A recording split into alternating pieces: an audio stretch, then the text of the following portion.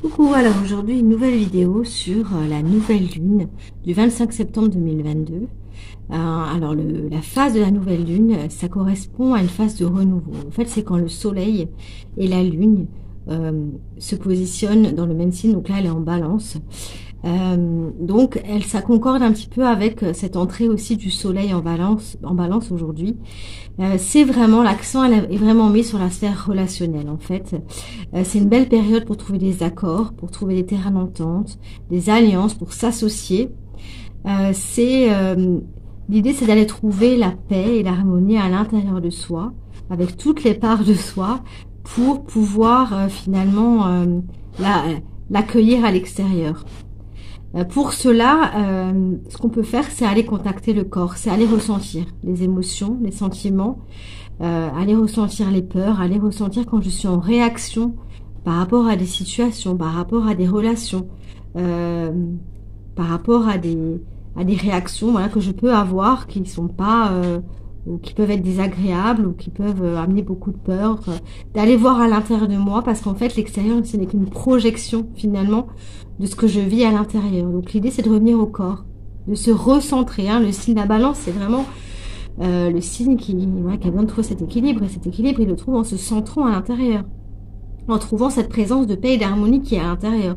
Donc, pour ça, avant d'aller vers cette paix et cette harmonie, c'est voir tout ce qui n'est pas justement en paix à l'intérieur. Et c'est se baser sur cet extérieur, sur nos réactions, sur ce qui va se présenter dans nos vies, dans nos relations. Bah, l'autre nous aide à nous connaître nous-mêmes, hein, finalement, par rapport à nos réactions. Donc l'idée, c'est vraiment d'accueillir, voilà, ces ressentis comme des guides, comme le corps est un ami qui vient nous dire, bah tiens, là, il y a quelque chose qui est pas équilibré, il y a quelque chose qui ne va pas. Donc de revenir, d'accueillir ce sentiment qui a, voilà, de douleur, de tristesse, d'angoisse, d'aller le ressentir pour le transformer, en fait. En plus, avec cette nouvelle lune, Mercure est conjoint et Vénus aussi, mais Mercure est rétrograde et est en Vierge. Donc, avec ce Mercure, on est vraiment capable d'intellectualiser les sentiments, d'aller les comprendre, d'avoir du recul avec le côté rétrograde, d'avoir vraiment de mettre une forme de distance par rapport à notre émotionnel, de comprendre les mécanismes aussi qu'on peut avoir et également de prendre voilà cette place d'observateur de ses propres émotions, de ses propres réactions, pour voir qu'est-ce qu'ils nous apprennent en fait sur nous-mêmes. Hein, c'est ça, on va apprendre de tout ça au lieu de le voir comme quelque chose de douloureux et de dire non ça je veux pas, ça fait mal, bon c'est ok si on le fait, hein, ça fait partie du chemin, mais si on est capable d'oser d'aller voir en plus. Pluton se trouve en Capricorne et est opposé à cette nouvelle lune. Donc, on peut vraiment réaliser des grandes transformations en faisant ce processus, en allant voir nos peurs, nos craintes, nos anciens schémas aussi. Euh, euh, voilà, nos anciens mécanismes pour les voir, les accueillir.